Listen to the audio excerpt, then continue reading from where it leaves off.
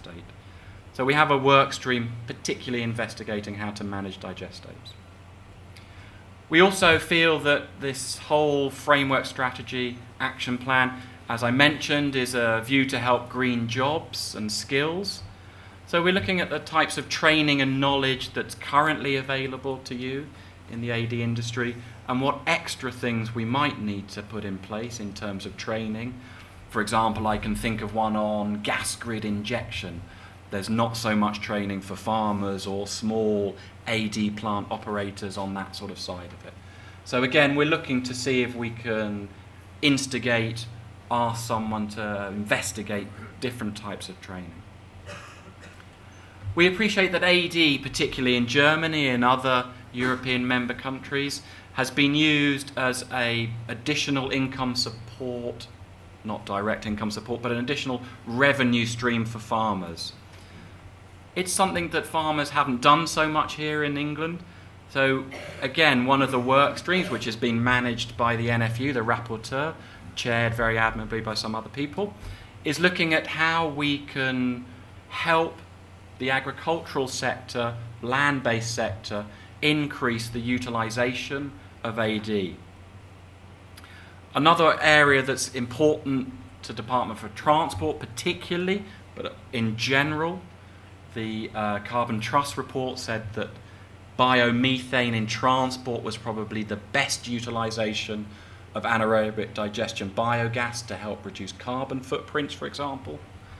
But we appreciate the current difficulties around how you might use biomethane produced by anaerobic digestion in transport. We've investigated the Swedish model. We understand that they have no gas grid, national gas grid. So we have a slightly different set of barriers here in England. But again, we have a work stream looking at that. Community AD, something that can help manage in small villages, in small certain councils, for example, even in the urban environment, how the community AD model and system can look and work. We appreciate that there may be a number of barriers in the regulatory framework we have at the moment. So far, with the investigation that I've seen, most of it is a perceived barrier. You can cut me down later on that, but a lot of the regulation is fairly open, and there's already in place, and I'm sure Howard Lieberman from the Environment Agency later will tell you more, but there's already in place good mechanisms for discussion with the Environment Agency on how to manage regulation and the issues and barriers that might be there for them.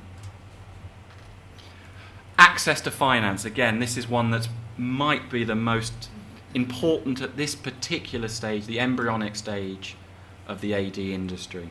How do you access finance? How do you ensure that your internal rate of return is adequate enough that financiers will start to invest in it?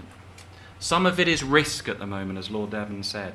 You need to take a leap of faith, a jump. It will pay off, I would imagine, in the end, but we need to try and ensure that the right messages and narrative is going out to people to indicate to them that this is not a bad industry and it's probably worthwhile looking at how to support it in the future. The output. So we're looking to produce a document, as I mentioned, towards the end of May 2011, and it will be a document that will be a joint statement between government and industry, which will lay out those actions, those narratives that will help take things forward. It won't be only government actions. It's going to be shared actions. Industry will be leading on some, associate bodies will be leading on others, government will have some actions that it needs to take forward. It will have key and clearly marked timelines for delivery, and those will be reviewed over and over again on a regular basis. As I mentioned, we will put in place monitoring and evaluation to ensure we're meeting those actions, and we're doing it at a rather quick speed. As I mentioned, long term is only 18 months. Some of the issues that have been identified through the working group process that we have ongoing at the moment. Now, I mentioned the energy crop side of it, and a lot of the industry would like, I'm not only talking about the AD industry, farming in general, land management as well, would like a fairly clear position statement from government on energy crops. I'm not here today to give you that statement, obviously, but I think it's fairly clear from the information and the language that we've been using in most of the documents that we're not looking in England to drive the German type of model of anaerobic digestion. We're not looking at pure energy crop type models. We appreciate that energy crops has a place to play in both agricultural rotations and therefore the utilisation in anaerobic digesters, but we don't want to see large scales of land moving away from food production into energy production. That's not the goal of this document. Again, the financial incentives. We appreciate that those drive particular models again. If you look at the German model, it's driven the small energy crop market. We have the feed-in tariffs. The RHI was announced last week. We have the ROCs, and obviously you've also got the transport fuels as well. They had different timetables from us, but as I mentioned previously, we are feeding into those processes, and we're connected to DEC very closely, and we will ask DEC to review those ongoing as they go through, even every 6 months if we see a problem. And the industry has said to us, stakeholders have said to us, there are some things that they need to talk to DEC about, and they've managed to do that with them. Again, I mentioned raising the finance as a big issue. I think from talking to a lot of the bankers or financiers, if there's a clear statement of direction from government, those financiers and investors will start to look at it in a positive light. So again, I hope the strategy will be able to deliver that for us.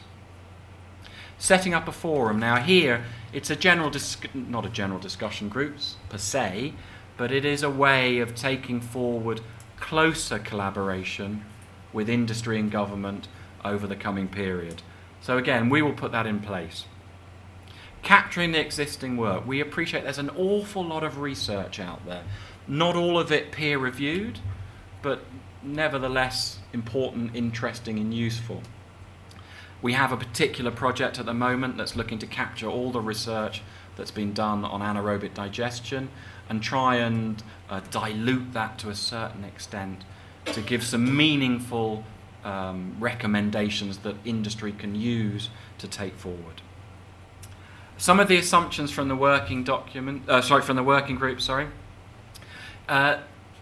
they asked government to give them a sort of a red line of policy elements.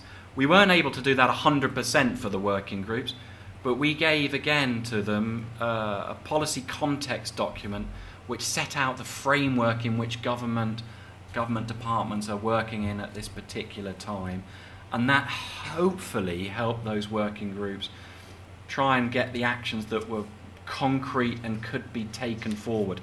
So a pie in the sky action would never have been signed up to by ministers, and therefore the policy context document, I hope, help those groups design better actions.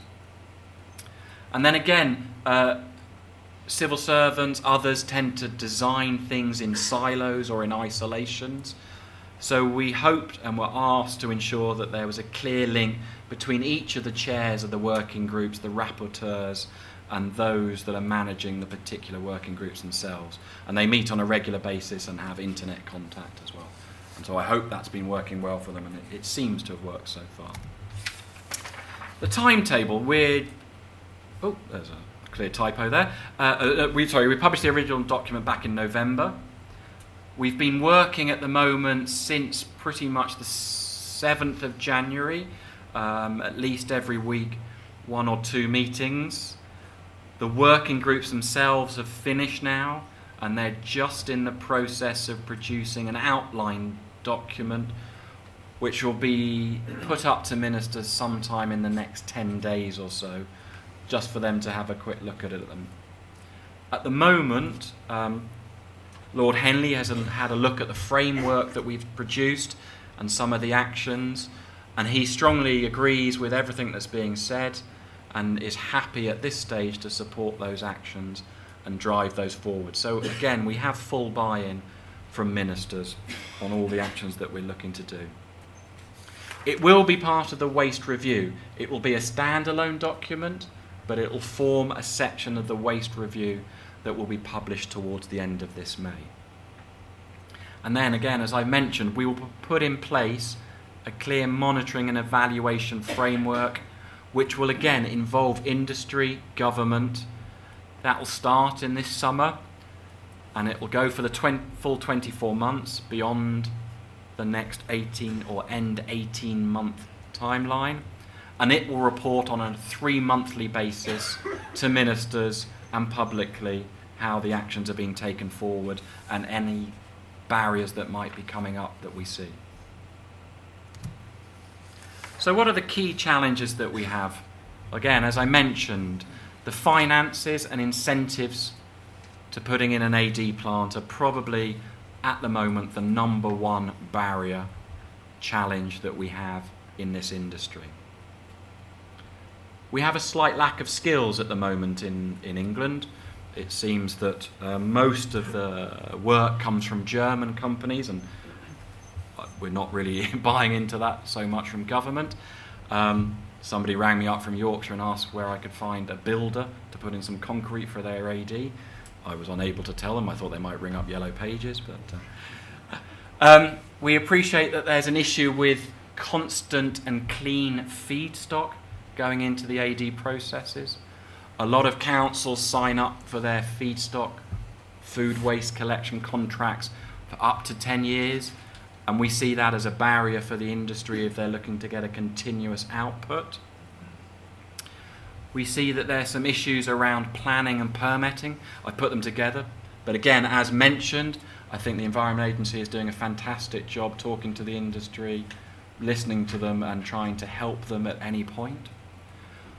Again, on the planning side, we have a forum with the Department for Communities and Local Government, where all the stakeholders will be invited and have been invited to come and talk about some of the planning issues that they have.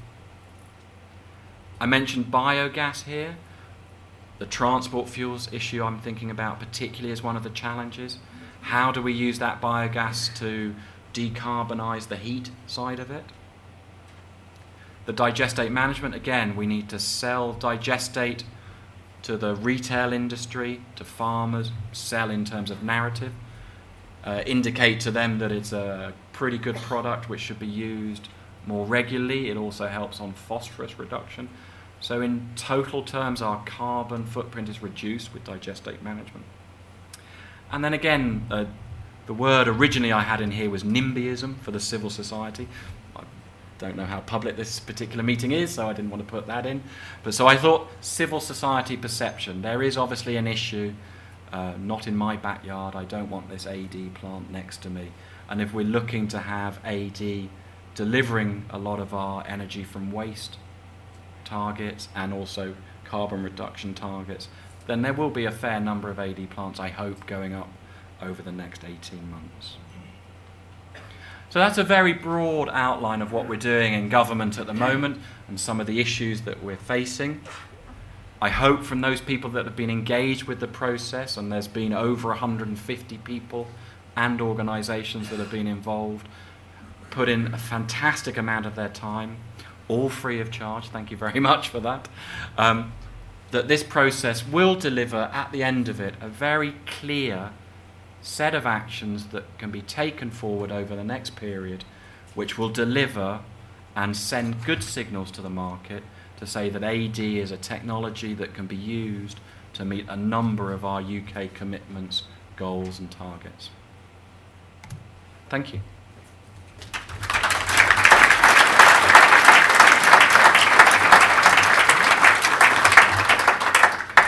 I don't know if any questions or questions at the end, Lord Devon. Thank you. Yep.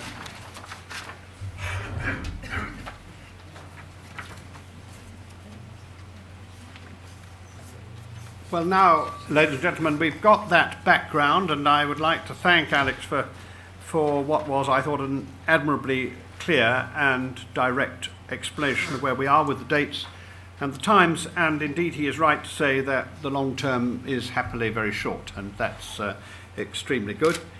I hope that we can have a degree of clarity on this, which unfortunately we